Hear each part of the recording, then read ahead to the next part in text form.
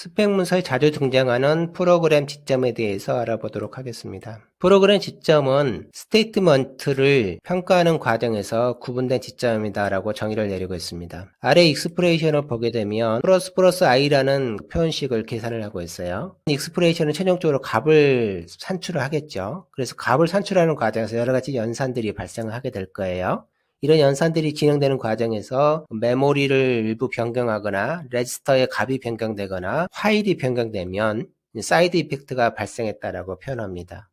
즉 프로그램이 돌아가는 환경이 이전과 다르면 표현식을 해석하기 전과 후가 달라지면 사이드 이펙트가 있다라고 얘기를 하는 거예요. i로부터 값을 읽어드리는 과정, i에 1을 더하는 과정, 최종적으로 계산 결과를 산출하는 과정. 그래서 세 개의 평가 구간을 표현할 수가 있는데 이 사이사이 예를 들어서 읽고 난 다음에 1을 더하고 난 다음에 값을 산출하고 난 다음에 위치들이 프로그램 지점이 되는 겁니다. 프로그램 지점은 평가하는 과정을 구분하는 용도로 사용이 되기 때문에 우리가 사용하는 소스 코드의 위치하고 1대1 관계를 형성하지는 않는 것을 알 수가 있어요. 스펙 문서상에서는 프로그램 포인트를 통해서 위치를 이렇게 명시를 합니다. 코딩의 위치가 아니고요. 프로그램 지점이 주로 사용되는 용도는 이름을 탐색하는 과정에서 문맥적인 위치를 기록할 때 주로 사용합니다. 예를 들어서 어떤 이름을 탐색하는데 어느 위치에서 라고 했을 때 그 위치를 프로그램 지점으로 이렇게 표현을 하게 돼요. 여기서 편의상 삼각형을 통해서 프로그램 지점을 표시를 하도록 하겠습니다. 자, 예를 한번 들어보게 되면 테스트라는 함수가 등장하게 되는데 저는 두 군데에다가 프로그램 지점을 명시를 해봤어요. 이 두 위치에서 뭘 바라보는 거냐면 i라는 변수를 바라보게 되면 첫 번째 프로그램 지점에서는 맨 처음에 있는 i를 보게 될 거고요. 두 번째에 있는 프로그램 지점에서는 마지막으로 만들어진 i라는 변수를 바라보게 될 거예요. 즉 프로그램 지점에 따라서 바라보는 대상이 서로 달라지는 걸 확인할 수가 있어요. 마지막 위치에도 i가 하나 등장하는데 이 i는 맨 처음에 있는 i가 되잖아요. 마지막 줄의 위치에서 바라보게 되면 맨 처음에 있던 i가 다시 보이게 되는 겁니다. 이거를 스코프 레벨에서 바라보도록 할게요. 일단 맨 밖에는 글로벌 스코프가 있을 거예요. 그 다음 테스트라는 함수가 등장하는데 테스트라는 함수 다음에 있는 소괄을 시작해서 스코프가 또 하나가 형성이 되어집니다. 이 스코프를 펑션 파라메타 스코프라 불러요. 다음으로 중괄호 시작해서 또 마지막까지 스코프가 만들어져요. 이 중괄호 이후에 등장하는 이거를 블록 스코프로 분류를 하고요. 그 다음에 포문도 자체적으로 블락 스코프를 만들어요. 그래서 이 블락 스코프가 하나가 형성이 되어집니다. 그 다음에 폼은 바로 다음에 있는 문장 substatement도 블락 스코프를 만들어요. 스펙 문서에는 이런 식으로 기록이 되어져 있습니다. 이제 폼을 iteration statement라 부르는데 iteration statement 자체도 블락 스코프를 갖고 있고 그 다음 그 아래에 있는 substatement도 역시 블락 스코프를 갖는다라고 이렇게 표현이 되어져 있어요. 그리고 스테이트먼트의 블락은 iteration statement의 스코프를 페어런트로 갖는다라고 표현하고 있습니다. 즉 안에 있는 스코프가 자신을 감싸고 있는 포문에 대한 스코프를 페어런트로 갖는다. 참고로 템플릿 파라메타 스코프라는 게 나중에 등장하게 될 건데 템플릿 파라메타 스코프는 템플릿 파라메타 스코프만 페어런트로 가질 수가 있어요.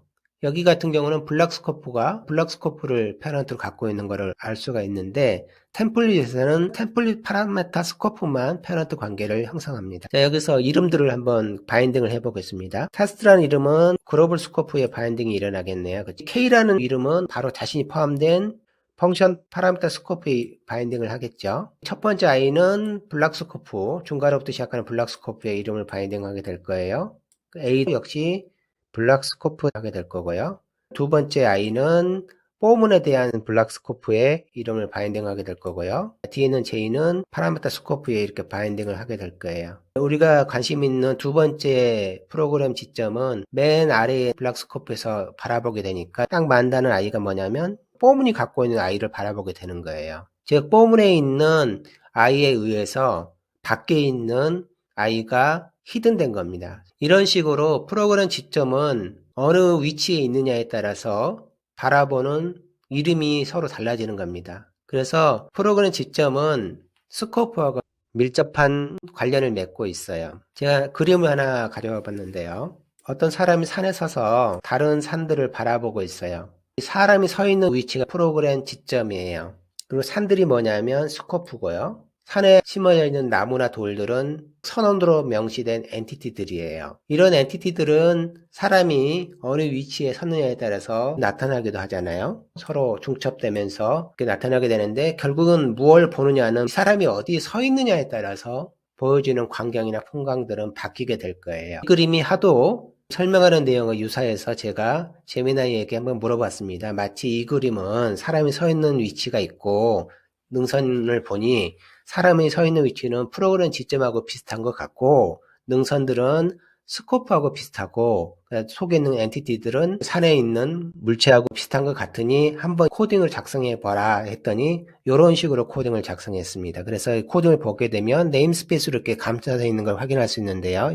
스코프 관계를 한번 그려볼게요. 맨 밖에 글로벌 스코프가 존재할 거고요. 네임스페이스는 중괄호부터 시작을 하게 돼요. 중괄호부터 시작해서 이렇게 해서 하나의 스코프를 형성을 합니다. 이 그 네임스페이스 이름은 글로벌 스코프에 네임 바인딩이 일어나겠죠. 이 스트럭처가 이렇게 만들어져 있네요. 스트럭처는 클래스 스코프를 형성합니다. 어느 위치에서 시작하냐면 중괄호부터 시작해가지고 클래스 스코프를 형성하게 돼요. 이름은 밖에 있는 데다가 그쵸 바인딩을 할 거예요. 그 다음에 클래스 이름 자체는 암묵적으로 클래스 스코프의 이름을 하나 더 바인딩 한다 그랬잖아요. 그래서 똑같은 이름이 하나 더 등장합니다.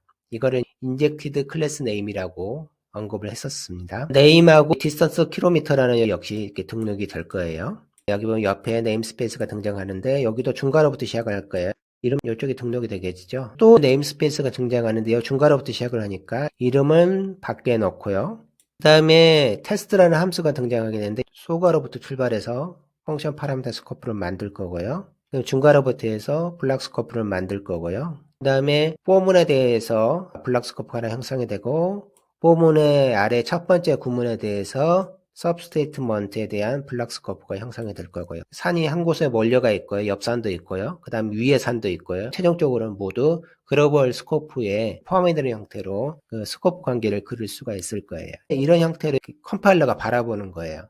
그리고 내가 서 있는 프로그램 지점들이 등장을 하게 되는 거예요. 그래서 정리를 해보게 되면 프로그램 지점에서 스코프를 통해서 선언 또는 엔티티를 조망하는 거예요. 스코프의 변화무쌍함은 프로그램 지점에 따라서 내가 어디 서 있느냐에 따라서 매번 달라진다는 거예요.